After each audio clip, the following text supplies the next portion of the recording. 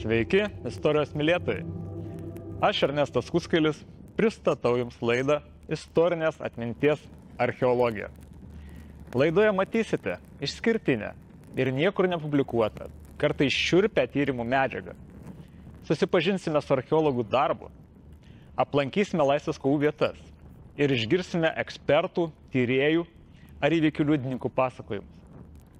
Stengsime atskleisti neįmintas laisvės kovų paslaptis, kartu su jumis leisimės į naujas paieškas ir bandysime surasti dar nežinomas laisvės kovų vietas. Šioje laidoje matysime. Filmavimo kamera judės kartu su ekspedicijos dalyviais, fiksuodama jų žingsnius, paieškos metodikas, radinių suradimą. Dažnai, dar esant vietovėje, pagal surastus radinius, karybos ekspertai jau pradeda savo vertinimą ir pateikia pirminės išvadas. Varčios mūšis buvo pirmoji Adolfo Ramanausko Vanago kovinė patirtis. Kaip ir kiti ankstyvojo partizaninio karo laikotarpio mūšiai, šis pasižymi dideliu partizanų ir priešų skaičiumi. Mūšio metu, tiksliau dviejų mūšių, kurie vyko 1945 m. birželio 14 ir 23 dienomis Varčios miške, bet skirtingose vietose, žuvo iki 63 partizanų. Apie priešo nuostolius nėra tikslių žinių. Kągi, pasidarė namų darbus, tai yra žemėlapių ir istorinės informacijos analizė, leidžiamės į tyrimus.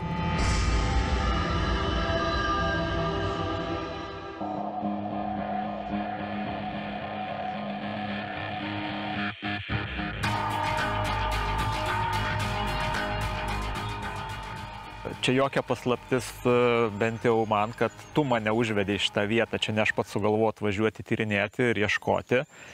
Tau pačiam, kodėl šita vieta yra svarbi? Kodėl svarbi? Pirmiausia, tai istoriškai yra svarbi vieta ir įdomu tai, kad tai yra vienas iš tų pirmų masinių partizanų mūšių. Ir daug tų mūšių yra Lietuvoje gerai dokumentuoti. O apie šitą mūšį mes žinom tik tai iš esmės pagrindinis šaltinis, tai yra Ramanausko Vanago atsiminimai ir tiek. Ir mes nežinom vietos. Mes lyg tai ir ją ir žinom, bet kai pradedam gilintis, pasirodo, kad tai nėra šita vieta. Iš tikrųjų yra kita vieta. O dėl ko man ta vieta svarbi, tarkim, mes organizuojam įvairius žygius. Tame tarpe ir po partizanų žūties vietą žygius neretai. Kovo 11 tradicinį visą laiką darom žygį. Norisi pririšti visada žygį prie konkrečių vietų. Daug tada jis yra įdomesnis.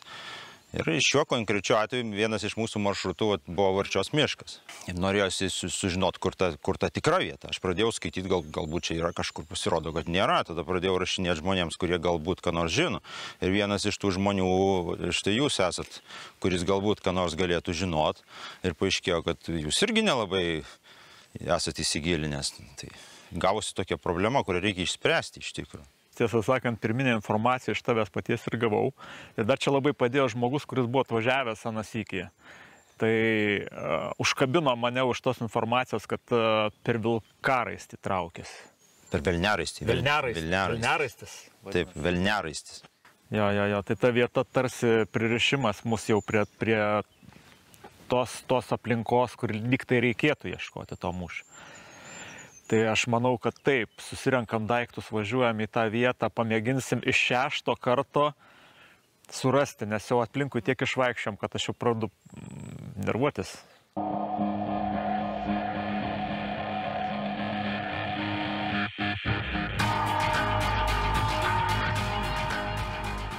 Aha, tai buvo vežimai, reiškia jau užuomina, kad stovykla turėjo būti kažkur tai prie kelio, arba kelias netgi per stovyklavietę eina. Kažkur tai raporte buvo karov, 8 karvės. Įsivaizduoji, tai banda, realiai miške laiko karvių banda.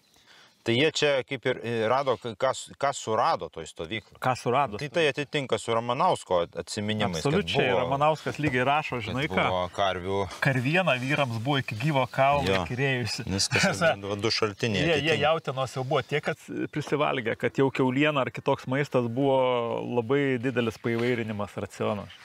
Tai reiškia banda karvių netgi laiko. Iš anksto mėgavosi būsimą progą pasivaišinti kiaulieną, žodžiu. Tai čia sviesto jie pasėmė daug viską, paskui tą sviestą, aišku, tą visą kiaulieną stribai ir suvalgė. Tai ten buvo vėliau epizodas, kaip tą sviestą valgė viename iš kaimų ir buvo išsitepę mordas, mordas ir bliuskės. Ramanauskas apie tai rašo. Čia matosi tie visi keliai, kaip jie ateina. Per Kudariškes atvaro, aš įsivaizduoju, kokio ilgio turėjo būti Vilkstinė šiaip. Nu, tai turėjo būti pusės kilometro. Jie eina į mišką, kažkur sustoja. Vieta jiems atrodo neideali, jie paeina kiek link meškučių, tai kiek tai pusę kilometro apytikrai paeina. Ir šitas čia kaip ir sutampa su keliu. Viena, dvi, antra prieina prie pat. Ir va kelias kaip paeina. Tai va čia tas keliukas ir yra, kur matosi. Ir jie eina ir va ta proskina tiesiai per raistą išeina į šiaurinę pusę.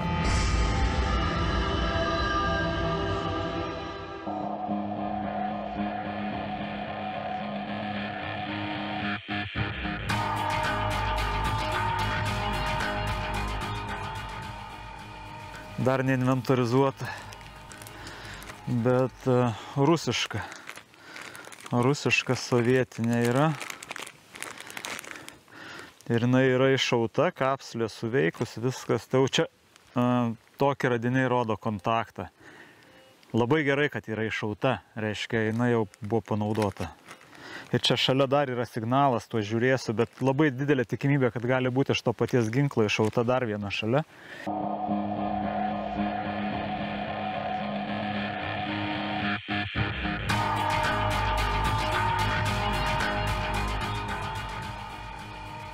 Nu ką, jau antra kulkosvaidžio pozicija. Tai sveikinu radus mūšio vietą, pagaliau. Bet dabar sakykit, žiūrėkit, pagal ką jūs suprantat, kad čia būtent kulkosvaidžio, nes kiek aš žinau, tos šovinius naudojo ir kiti ginklai buvo naudojami.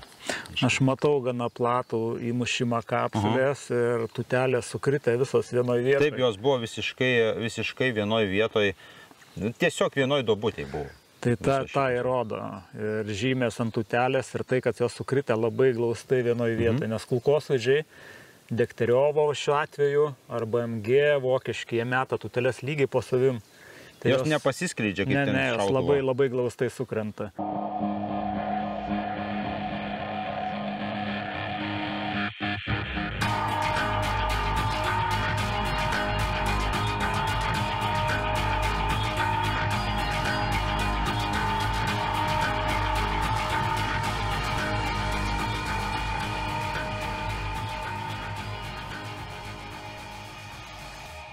Kaip matote, tokie tyrimai užima begalės laiko.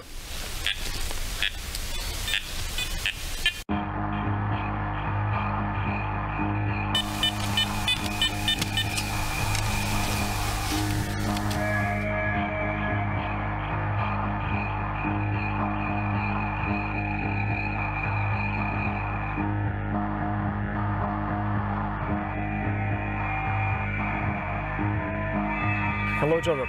Hello. Nice to see you here in Barčos battle site. First of all, the one single question from me. Yes. You are from United States, came here to visit your family, but you joined our team in this research. Yes. Why it is important for you? So, partially, I've been really interested in history.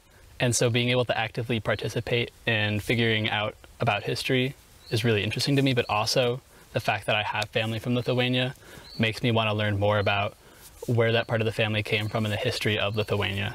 So, and you heard from me first probably about freedom fights. Yes. Did you expect before our research what you're gonna find here, how it will look, this research? So I kind of have a general idea that it would be a lot of stuff buried in a forest, but I wasn't expecting to find the specifics that we found. I didn't know that we were going to find World War I items or a bunch of bullets from a camp that was left. And so it was really interesting uncovering each part and figuring out the story of this area. That was real fun. It was. Yeah. Thank you for joining our team. Thank you.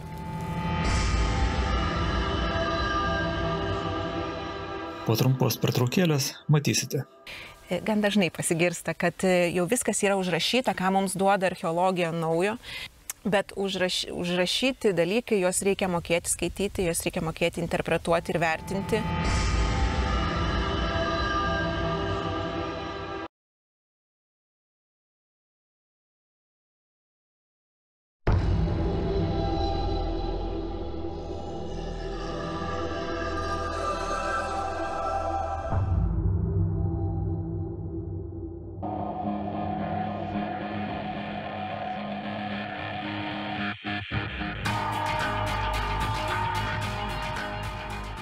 Esame Varčios mūšio vietoje, atliekame čia archeologinius žvalgymus.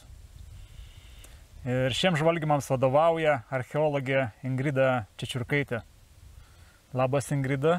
Labas, malonu tave matyti tyrimų vietoje. Papasako, ką mes čia veikiam. Tai mes atliekam archeologinius žvalgymus. Metalo detektorių pagalba tikrinam didelį plotą ir stengiamės lokalizuoti pagal aptiktus radinius in situ, tai yra vietoj, kur jie atsidūrė tam tikro įvykio metu, lokalizuoti, konkrečiai pasakyti ir Varčios mūšio vietą, ir tam tikras pozicijas, partizanų atsitraukimų kryptis ir puolimo kryptis, žodžiu, detaliau pagal rastus radinius papasakoti apie mūšį ir jo eigą. Manau, kad mūsų žiūrovas puikiai įsivaizduoja, kaip atrodo tie tradiciniai, pavadinkim, archeologiniai tyrimai, kai iškasama kubai grunto. Tai kuo šitie tyrimai skiriasi nuo tų tokių tradicinių tyrimų? Tai skiriasi tuo, kad mes neturim nei šurfų, nei perkasų ar didelių tyrimų plotų, kur su mentelėm ir šepetėliais dengiam sluoksnius, fiksuojam, koordinuojam. Čia mes turim gana aišku kontekstą, mes nesigilinam, mūsų visi radiniai yra paviršiui keliolika centimetrų gylyje ir mūsų pagrindinis fiksavimo metodas yra koordinavimas. Tai yra planigrafija, nes iš radinio vietos mes galėsim sutapatinę su geografinė padėtim, aukštumom, pelkėm, pasakyti pagal radinių išsidėstymą ir stovyklos vietą, kaip jau minėjau anksčiau, ir partizanų atsitraukimo kryptis, partizanų kulkosvaidžių pozicijas, visų pirma patvirtinti, ar tikrai Adolfas Ramanauskas Vanagas nemelavo atsiminimuose apie partizanų kulkosvaidžius, jų kiekį ir lygiai taip pat iš kur buvo puolimai. Tarp kitko, po pirmų tyrimų atrodo, kad Adolfas Ramanauskas Vanagas gana tiksliai aprašė mūšį.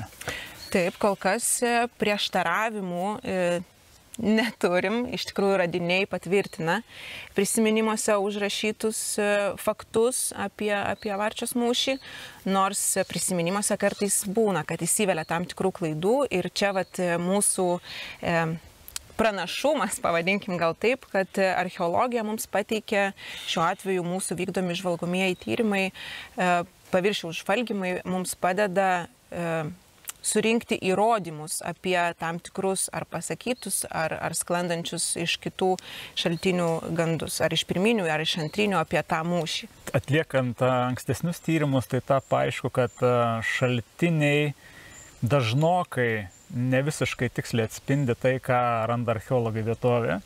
Taip, tai labai paprasta priežastis, kad jeigu mes su tavim turėtumėm pateikti abiejų matyto įvykio versiją, jos būtų vis tiek labai skirtingos. Būtų tam tikri kertiniai momentai, kas įstrigo tiek tavo, tiek mano atminty, bet tu pasakotum iš savo, nes iš gyvenimų ir visos prizmės aš iš savo, ir jie tikrai gerokai išsiskirtų, nes kiekvienas matom, suvokiam ir jaučiam kitaip. Kartais išgirsti pasakymą, kad, radau kažkokią mūšio vietą, bet, ir kas? Iš tikrųjų, ne kartais, o gan dažnai tokia nuomonė pasiekia mus ar mums yra išreplikuojama, netgi kalbant ne apie 20-ojo amžiaus įvykius, ne apie, tarkim, partizanų visą laisvės kovą, bet kalbant ir apie viduramžius, ar ne, kuomet tikrai mes turim gausiai archyvinių šaltinių, tai kartais pasigirsta tokie, gan dažnai pasigirsta, kad jau viskas yra užrašyta, ką mums duoda archeologija naujo. Bet užrašyti dalykai, juos reikia mokėti skaityti, juos reikia mokėti interpretuoti ir vertinti, O kai juos papildo archeologija, archeologinių tyrimų metu aptikti radiniai, tai tampa verifikuota, nes daiktas savo vietoje atsidūrė konkretaus įvykio metu, jo niekas nepernešė, nes tu matytum, jeigu jisai yra ne savo vietoje. Tai yra tam tikro įvykio įrodymai. Jeigu čia yra daiktas, reiškia, čia vyko tas veiksmas. Galima pavadinti tam tikro įvykio kultūriniu sluoksniu. Šiuo atveju jisai faktiškai ranka pasiekiamas, nes nereikia giliai iki jo kastis, bet taip. Taip. Ačiū, Ingrida.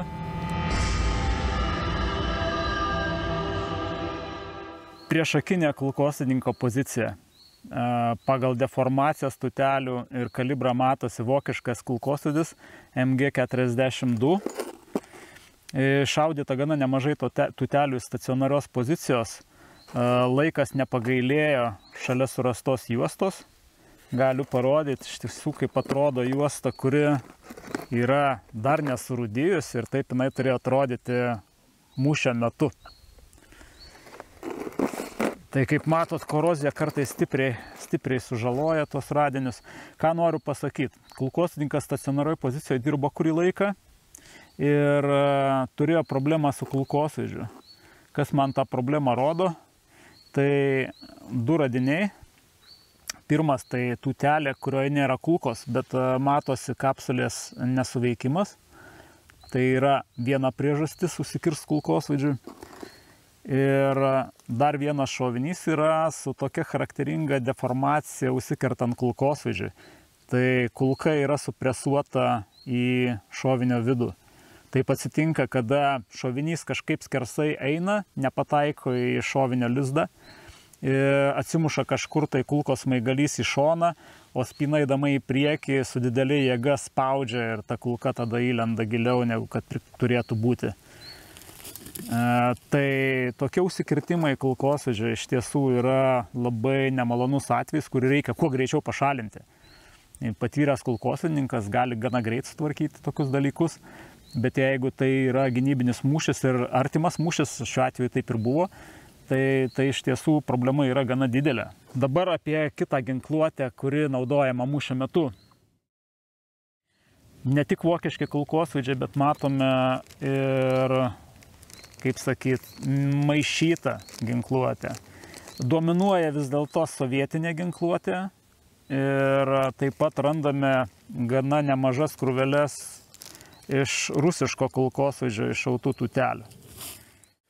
Tai populiariausias tuometinis sovietinis kulkosvaidis, lengvasis pavadinkim, tai buvo Degtярiovo kulkosvaidis. Ir čia tų pozicijų mes jau aptikę esame ne vieną, net žemėlapį jau esu mėginęs kažkiek tai susižymėti. Tai tas pasakojimas Adolfo Ramanausko Vanago apie 12 kulkosvaidžių, kurie buvo atidengę ugnį į priešą, manau, kad yra gana tikslus. Įrodymai, kad buvo naudotos rankinės granatos, yra net keli. Vienas iš tokių ryškesnių, tai yra rusiškos granatos virtelė. Paprastai atsiskiria nuo granatos metant ją į priešą. Ir kitoj pozicijoje buvo surastas žiedelis nuo tokios pačios granatos. Tai jau aišku, kad gynybai naudotos rankinės granatos. Kalbant apie kitus kalibrus, tai labai populiarus yra sovietinis pistoletas kulkosvaidis. Tai gali būti netgi keli iš tikrųjų modeliai, ne vienas. Pistoleto kulkosvaidžio tutelės yra daug smulkesnės. Čia gali būti Degtярiovo konstrukcijos pistoletas kulkosvaidis PPD, gali būti PPŠ 41, kuriuos sovietai karo metu tiražavo milijonais. Galėjo būti ir šiek tiek rečiau pasitaikantis PPS Sudajevo konstrukcijos pistoletas kulkosvaidis PPS 43. Visi jie naudoja tą patį kalibrą, įskaitant ir pistoletą TT, kuris pas sovietus buvo taip pat plačiai naudotas ir neretai partizanai taip pat tuos pistoletus prie savęs turėjo. Iš tokių įspūdingesnių radinių iki šiol surasta pistoleto P38 dėtuvė. Tai tokie įspūdingesni šiek tiek radiniai, kurie paįvairina tą jau mūsų surastą kolekciją. suteikia tyrėjui šiek tiek džiaugsmo. Ir aišku, tai parodo, kad partizanai arba patvirtina Adolfo Ramanausko pasakojimą, kad partizanai gana plačiai įsisklaidė po mišką ir tai šiandien tai ten vyko tie koviniai kontaktai.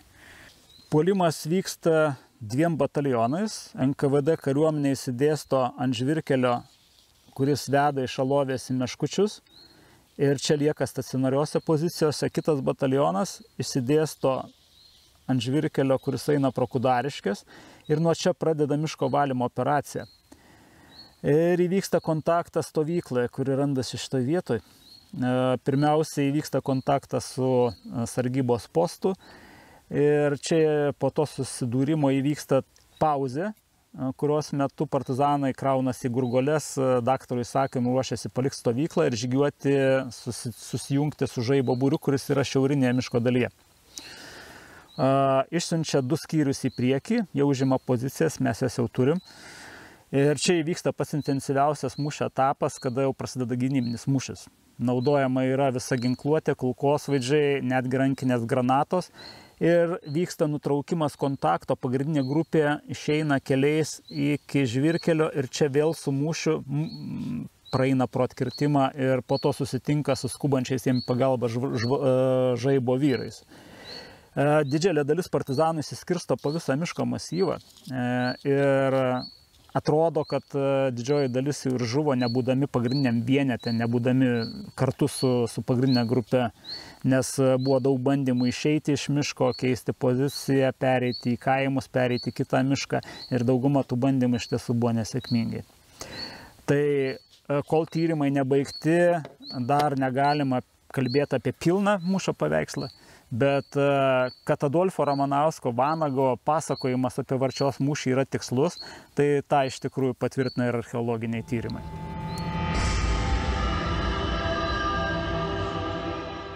Štai kodėl man patinka karo istoriko darbas. Dėl nenuspėjamumo iki pabaigos išliekančios intrigos, kaip gerame vaidybinėme filme. Kitoje laidoje prakalbinsime buvusius tribynų areštinius sienas.